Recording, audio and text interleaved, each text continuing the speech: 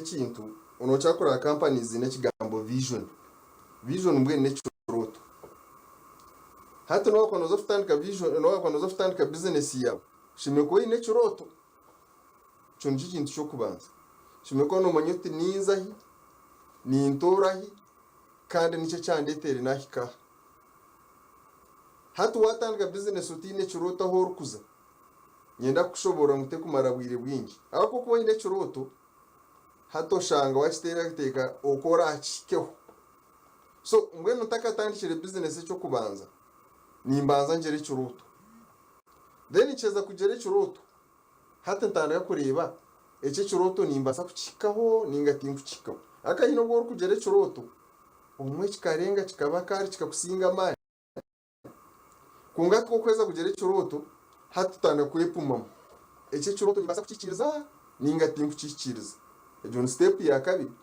ko kushanga no basa kuchikiriza hata noreba ninza kuchikahonta kandi kushanga utakuchikiriza kimanyisa nya adjusting mu kiroto cyane cyo nicyo cyo kubanza konga hine abantu binjara kutandika business abwe biroto by'abandi hata washanga muzuruzi naguza amasumu ara muzuruzi akwa seresento mu masumu ajata nanye kuna kugitandika nkakora ki nkakore sente z'amasumu kongo shanga we muzuruzi akayine kiroto cye hina yabire naza kandi akabanza yacyuwe ingamya amanyo ko arachikeho hati we wagurukayo wagendera kiroto cy'abandi so ekintu cyo kubanza ngo ntumaza bagamba capital kongo tagafunire capital tine cyo wakoze ekiroto cyawe ninga vision yawe niyo shimiye kubanza ufite ku mind yawe then ukaje pumamu ukareba ninje basa ninga tinkujubasa then korasha ngo kujubasa hato teke impanda twagikaho tuta at for example ko kubanyo nintekateka oyine kiroto katugereye hata gatworeka reka twose nkese umunkezi nyenda kuguza amasumu kandi ngabo umuntu w'isumu w'amani hata kiroto cyawe hina utakukitwara hino kushanga ko mu deep area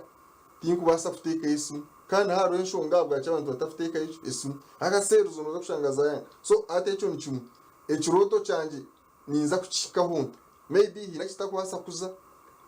hine method zinachikoze se araba rukushubura ebintu aro nabo kushubura obuhereza ebintu tukusha abakwa ebintu nono chikwato kireba rega tuje bano ushubure ekikopo cyo no chikwato kireba then araba kushubura obuhereza hati keje shanki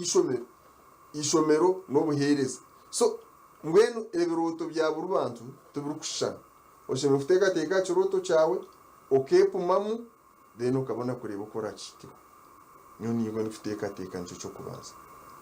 hado kabona kukitandika yes na kokweza kutandika business je watandika yo nabwanyuma yo kukibarotyo yazaho tukireba ngo buri umuna nakimangu yatandika gukora mesende nibintu cyebyo bikwita businesses abo kuba sometimes usingu wakagirira ninga business imanya katandika business itari ngo yebuzo umuntu akana aronda senda ari kumanya unanda kuriki how do you say ngo akatetebekaniza kandi kindi iki cyo kugira ngo yes ni nkimanya abamwe hari ikigambo kibeta smart simple measure bakiwe realistic time ba usheme byo nakubibanza wabi weyi konko muno umwe ukabura abantu bagira ngo kubara munonga nicyo kitwitise ikituremise business hari abantu abo kubara what are the risks associated with this terabanza bara hatkana nabundi bakugira ngo kubara munonga hato mu mutima hati nyoni njirafutana n'abantu umuntu nayija nkora research business ejiyane ikora hati nyena ncengesa abantu mu business research shimekwe practical page research je bitabe yokushoma akwa research ejuju just nene analyzing ateniyo oyo no bara risk yo takagizurota yo takakozera mwe muntu areke kubiya ngo zo kora research eje yo kubare byo takatandikire kora okashanga umuntu natanda kureba takatungire nkuko ejesha konka awe nabara risk y'abashuma abantu no mabinege nko umuntu ohura najya tinka tungire nkuko konka abashuma ba iwa tungire hemwe bagibe so echamane cyo kubanza atka tujye kare tujye bano ndakuzo mu research akambagambe by'ibaro ebaro bara business eyuwatandika no tandika haza kugwa n'otandika mu rugendo n'ubwiza kureba challenges no kwizera kufuna na success zo mu mubara bwashesha bwira konka to kwija kugera otinka tandikire hatkamba ye nimbare baro ebyebaro mbasota zo mu business ebintu byinje biri kuretera business zinuzugwa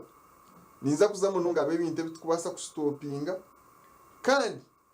ebitukubasa kureba okutwabyinegeza mu mwe business twaskwata kongebe ebintu akubasa kugera control hatu kufutwa tugamba cha covid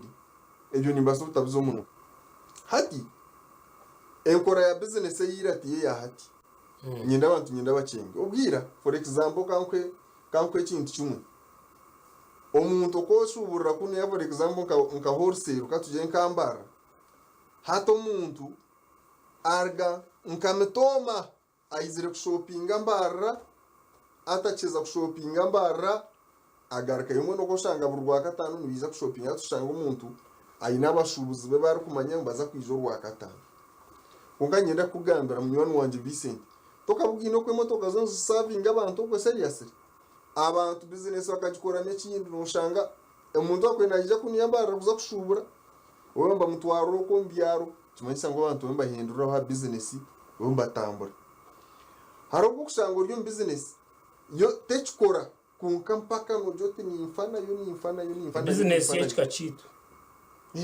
business yechika kuko ajigamba hat for example kuna abena azirwe nitunyuka arabar kunyuka maybe business yechika no shanga bakamba shubura waraji yedomura abantu ishike bagira technology atunora hatandike kuraba mu byo kunyoye byizire byona abantu bajya technology ngo babishoboreza te high rate hata abantu bakahindura in fact batanda kugira ngo tachinya kintu maybe kitasiringire hati yo kigo mu waragereyo kushuka hata nabo oshanga version yiwa leta hina heta kuza ngwenye ndakushobora ngo aro reason zabwa cy'abantu mbada diversifying ninga nibacusiya mu mbera ya business nko kuna ku example ya business izatangiye kusupplying abantu ibintu hata abantu igishaha bakozere orders akakikuru na ateresu ajya tumunde teretse nka surpazi ndetera surpazi peyazi nka 50 bombaza kuzumisi yiwoshita mu muduko tegereza umuntu izayakireke so abantu ba diversifying batandikire kujya hatu noreba ekintu kiri kiti nyenda kurwo mu koleje ine ni nkoraha hatu ngatanga kuba ninye narumba customer hariho umuntu omwe nkanja umugamba no mamwe mbajyango bashomi tuba kwasa kugera bagambe bikwataho konka ari umuntu nkamuhanga mu advice namugera nkamushanga kaje umuduka mbwene hati yambuza twonka shagwa ci business zezumwe atukutwija for example ko mashomero wa banks no shanga muza visitors book atuzo neza cyane namya nti wagiteka mu business ya mungu nekora ayanja ata atebyo nebyo abashomyi mbwene one time iza yenda kuchusa location hatu no makwa kugera bizo byabo ninga bafuna opportunity atorgoza hari mbwene wena nsese kungira atu no manya inkarondo kunagambira abantu banje kubana message ngumpindwire byare azijyo business mwane kija yabo kimanyisa ngo ake planning kubi hawo kuba koko ine customer to wa hati omunkore ya hati customer no takori intact nawe warebere kanko example aho cyo kuguzana abaso kukigura handi yes kugira ngo niyo kintu we tibyakira bire byo kugira ngo hati nshitame hati ntico kurebera noranka amashomero noreba banks noreba nkaki norambize bizere kuzicaraho umuntu nchimanyisa ngo orna customer mbwiro burungi nobi mbe nono yakwana ndagure kintu natero kujya tkanzo kurondo wa mujuzi kongate korotegerizo inde business eje kikira ngo nibija kuronda apana no basa kuboryaho omuntu atoshange abantu nyoni ndani ya roza services za television community management no boryaho barazgoreza happy birthday message na banks ne na banks ne bitongore hato yebuza okayanteka ho ngo happy birthday yono jaso nachikorire iki kimanyisa nakwereka mu nakuvaruinga nka customer w'umununga namanyizo arwazarwa mu rushangi wabo mukanosha batakucuma ngo kazarwirizo kongo umuntu uri akakibika yachikora automatic yamati izo warata narite niza kumuhoreza message ya happy birthday so abantu bada diversifying batandikire kuzomu nkore ndisho endi ikindi abantu batandikire kuzomu packaging noreba bagira packaging bino kwa packaging obuntu bwabo bakabubranding hati wowe korejeje yirejeje nico kurebera ati itwa atanka abantu ngufuna ya kampe example kerinke yaba yebeshare yaba waraje bo bakibyo mu nkora bamwe yo kugira ngo atware bamushoro mu kacupa akatware kongate ngamuzuruzwe naza kwa najya tumye amagara ganje ningera birra ekintu kitana cyesiga hatondi jo wajja kuzarwaju a branding hari example yabo bwoki ampe example yabo bwoki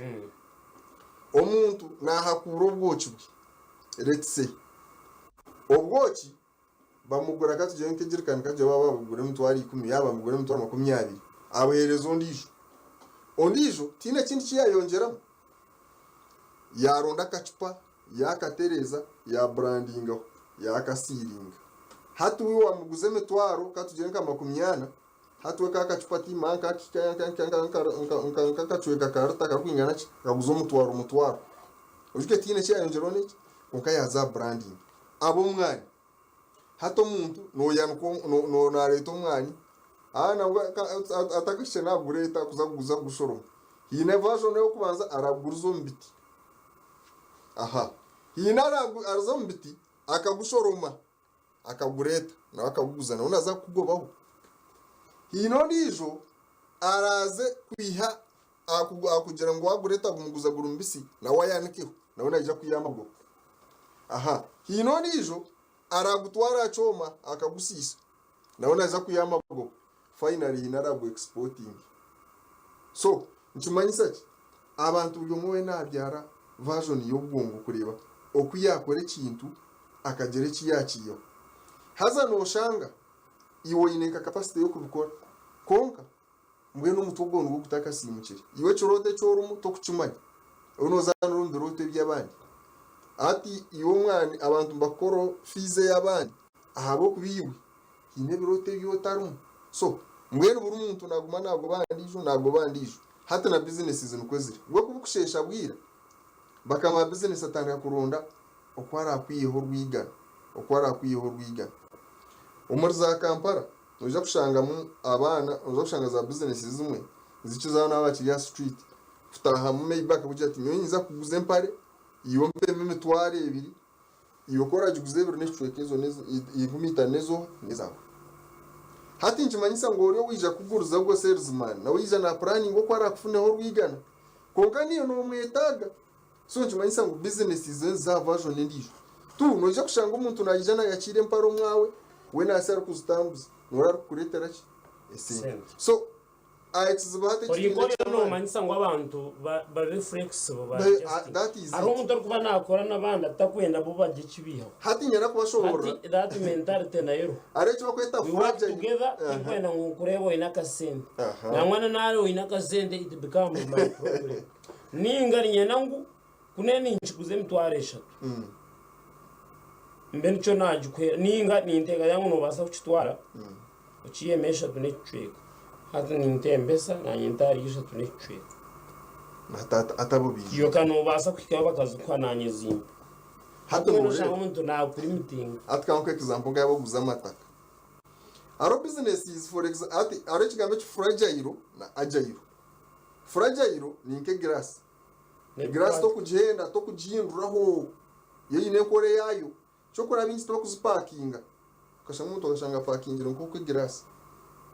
hato umuntu kwerenge grass te parkingwa mwe nabwo aminzi naki hato we yareta kara kacupa ako kugira muti na wayendoka kakuboka kateka nkai so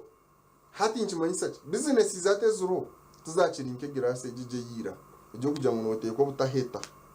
chimanyisa business zuro ne flexible shime kwa negenda n'inso kuyagirata okuyagenda mbwenu nice kinkugera at for example iyo chwana ugamba muhato muntu nagira ngo ezita kuzetaga nambe nza ku example ya mataka ko kubo yinita ochwana ndangurira ke kugenda haru abashubuzi bari haru n'ababroka so numwe namuteko gukora ha kandi ubwo mwene ateye kwikiriza cya kugirata cyarkwenda ko kugira uti ninye ndabe ndini ninye ndarondera umuguzi ninye nuza kushanga iwamara imyaka n'imyaka rya so hati we chikure chamani niche cyo kwetaga itaka kuneni ngenda miliyoni ina nyongenda miliyoni nawe broker najya kwa nanda services ubukozi zo kwa advertising naki niyo noza kushanga najya ati nyongenda mwina n'icweka azanyenda kureba flexibility yo hati iyo kara leta umuguzi wina n'icweka yakwina zawe inchwese choro tucho chanchi kumarina ezo nuzo ziri kugira zita ziri kumara nawe mutwaro 50 ne yana arunda mwe no murumo gweye hati mwena muteka kukikachi mu Rwanda wabora shangi yamureta yijayinira n'icweka kandi ukamenya mwondina hato tapano tunota kumpina n'icweka hatu business aho notaba furajayiro notagenda n'imbere next time mumeshi rukurataho umuntu nabasa kumutwara abo kwa tor kwa andesere yanjera for example twongera itaka mbere narebere menka yana hashinyoni za kuzakusiyaniza kuronde sente zangu zo ziteko mu risk ze tugamba so buri umuntu na yeta gondisho so twino kuba fragile kuba agile sorry kumanya nyonyi no kwindura omunkora yanje ya business. Okay, twagaruka mukamuruka chimunonga nabwe kino manaiza ka ntureba how best you can manage your business ukachikorota business yawe ukoraje etagizirebe kuzitera mutwe ubunde karema gukora. How do you prepare yourself no twazo katugarucaho naho wanyuma kahumuraka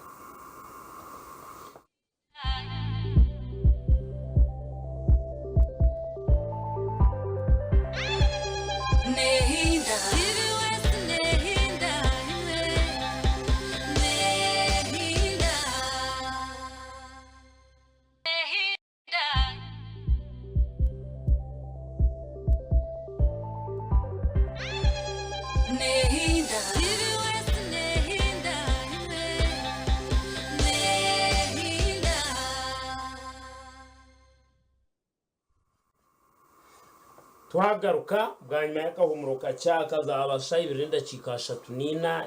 ibirana n'itanu bizabantu hanuya omukura Isaac yaha businesses zine ebintu bindi munonga hariho ekingwenda tumanye itwabantu bari yaha ntugamba ari abantu bari n'abatureba kandi abakutureba bari mu businesses zitakushana oya naguze imyenda ni boutique oya naguze hardware oria ariyo mwirwaro ogu ariyo hoteli oria naguze mbaziyente ogu naguza chakara hariho ruguza fruits hariho n'ibyuma by'emoto mwene business ni nyingi do they behave the same ninga kuko bajango buryo bwempogora y'abaruki umuntu na behave ngakurigirira business twabantu tugamba trust kushanga unayo n'inkuru hariho kushanga ibyo guza umuntu yagura icyoma cy'imodoka bakajya ngo babanze bakitware bare cyankizamo kare umuntu yagiye kitware kiraze mu ngambi hariho kuba rugira rujya tukuciya utazimbira hatumanye ngo tubakitwara bakiha handi yiwaguma n'icyoma cyawe so mbenu tingumanya obe mukoreneshana ninga ko kuzo mu business umanya no twazotana nabo muri bintu ibyo. Is it the nature of the business that dictate how you behave? Ninga hariho ejeno we. Hati amazima garuko. Abuna mbe ngamba flexibility agility. Hati nature of business ne dictating currently. Hati noreba amagati gakushana. Yitwa yitundijera ngwe demand and supply meet. So hati nchimanyisa kuja ngwe demand and supply meet. Nchimanyisa demand ni wasa kudetermininga business yawe chiri na yenda kushoborora tinkwenda ubugiro bwingi business zote zanzihangu ezenzi marokire karingwa ata market nezina kakwate na customer wazo kishana nagambira bwaki noza kushanga za mashomero kiganga zicara abantu cyonse zina kakwate akakwate katakomaho ba customers mbanza bagambara bono maze nubakira gamba koko uri umunywana wabo gamba nkonka business yawe gitechikora eje nkora yawe eje kujya manyarete cyoma ngo kwano kigamba bazo kufixinga iwe to kwenda so eje nkora eje utechikora azomba gumamba kusundi jumpora mpora abokora yawe yagize kuba flexible ecyoma soronga zwachotora mu ngerera iki eriyo nje twa tugamba for example umuntu ari kushubura katuje nkamataka wikirzanga n'abantu bawe jutumye ngenda miliyoni 15 bo baguza ko abo ryaho baguza 30 hati watanga kwihindura niyo nyenda 30. So hati business ize zuru no kugira ngo kunkaza kumanya ikiroto cyanjye ningoba ninkoma kahi hati nyino kuba flexible na neza hati nzicara ngambara customer no kuborya atantu bakora online abenshi bakamba shora by the before covid kungato no mango abantu binji mbashita mu Uganda bakoramo orders zizo mu container mine banks bakosta jateka wesente na kampara no kwari kuchikora na nambara njye no kwari kuchikora bambiye mu cyaro customer ajya kugera ni nyenda for example jumwe esate zebikebi sizes nache ateke sente abwa trusted hati wenza kurije bamutera mukora mpakinge ibintu bitari byo omwe naje kujya tuwa mpakinge bitari byo nyeno mpindurure habo kwa tubyo yo noje kuba rigid noje ta utinyona ra kupakinge rero nageranta nahise basabwa bafuna amago bageri izoba kungano wasutiza kufuna garukugerata garukumiza so twino kuba flexible kora jangu WhatsApp no mayina arugera nyoti indiza WhatsApp kunga business yo muntu shanga nyimera gikora WhatsApp wananda agitere kishani kerege sati ajimuhoreza mjate esatezo zino oreti zintira taxi njirenta nzerete arwaze tarza WhatsApp ta yabari yatandikisha net business kastiyejo no shabaze bakajya hatino korota hatino wakusinga atoba kega ya mamu naija kugenda na necho kwegizireta okwiru arihe binde kwenda ngambe ho maybe bikureetera businesses nazarakabwa kandi yone tanga kwa kare warning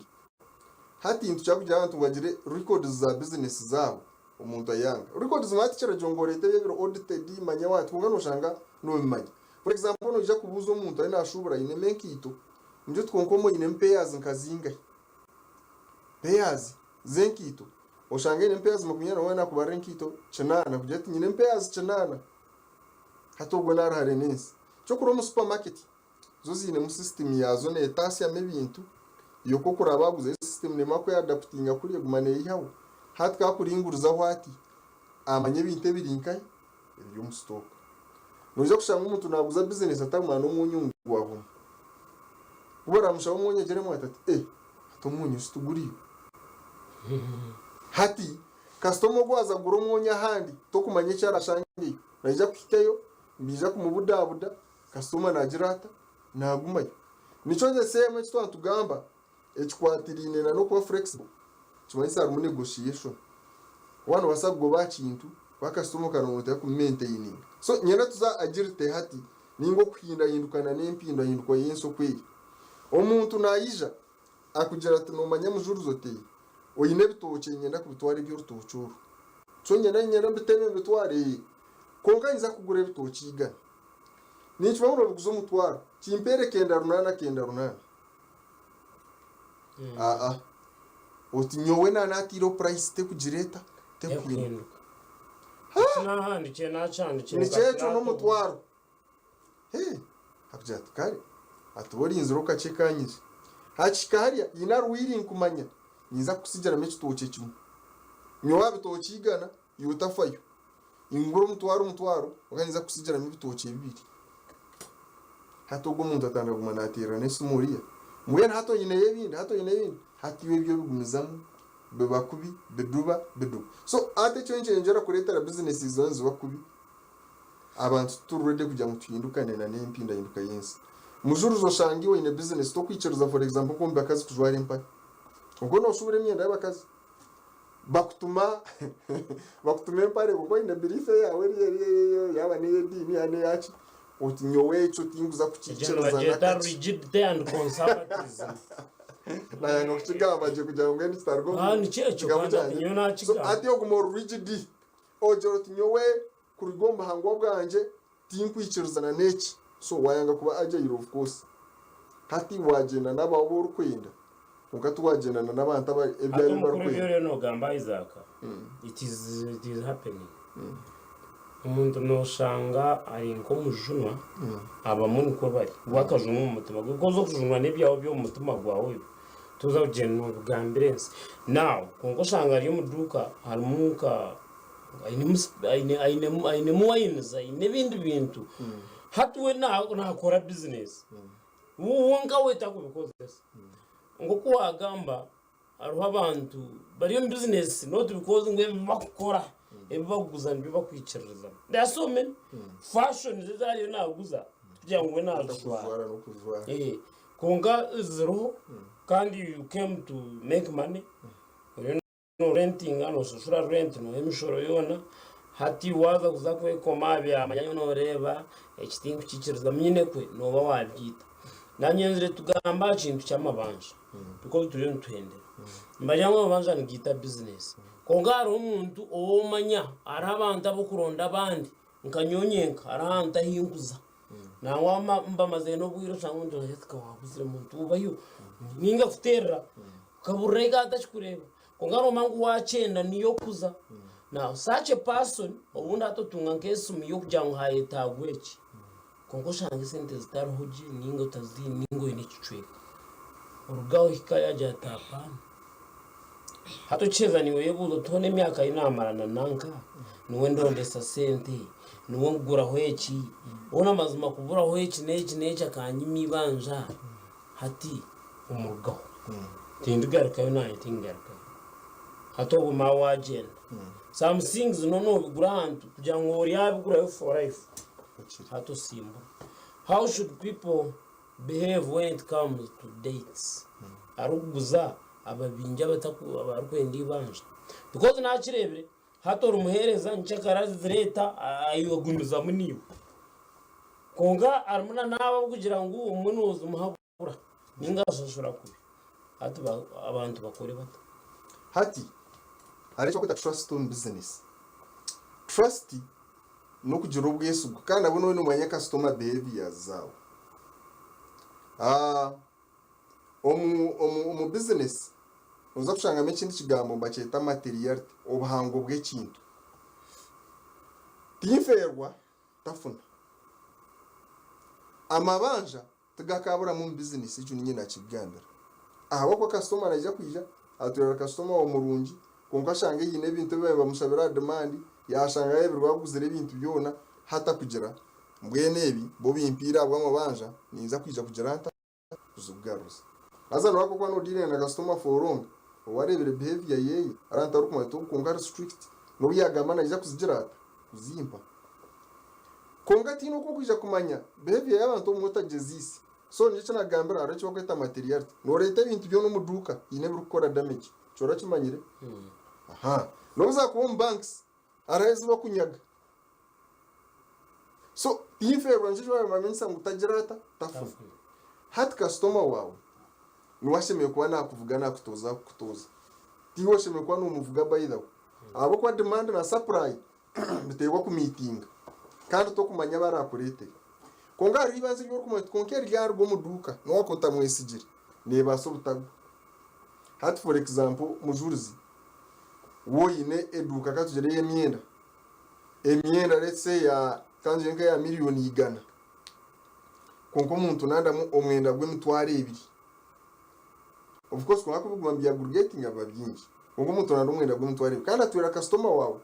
amagoba konka gwamukozere hwenyuma